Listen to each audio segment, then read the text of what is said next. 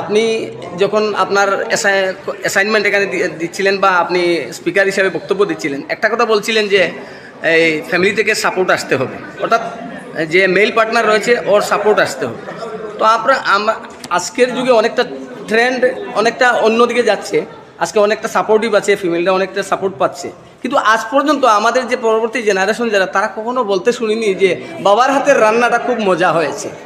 এই দিনটা কখন আসবে, এই দৃষ্টিকোণ থেকে আপনি শুরু করবেন? এই দিনটা আসার জন্য আপনি যে আজকে প্রশ্ন করছেন, আমাদের সকলকেই হয়তো একটু পাল্টাতে হবে।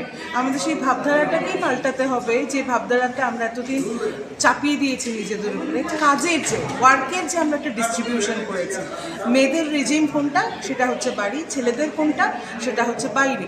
এই জায়গাটা থেকে যে আপনারা একটু আগে দুঃখজনকভাবে বলছিলেন যে যে লেডিজরা এখানে আসছেন তারা মতবিনিময় করতে পারেন, এই বিনিময় না করার কারণটা কি জানেন?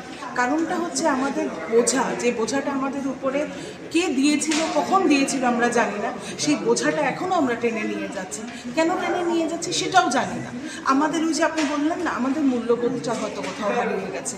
আমরা চিন্তাই করতে পারছি না যে একটা পুরুষ এবং নারী সমকক্ষভাবে যদি না চলতে পারে, একটা দেশ এবং দশের উন্নতি কখনোই সম্ভব না।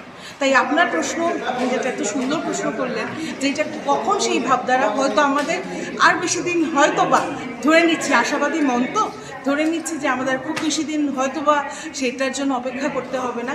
আমাদের ভিতরে আমরা যাতে একজন আরেকজনকে, আমি আগেও আমার স্পিচেও সেটা বলেছিলাম, যে একজন আরেকজনের হাত ধরতে পারলেই আমরা যে ভবিষ্যৎটার দিকে এগিয়ে যেতে চাইছি সেটা হয়তো অতি সত্বর পেয়ে যাব।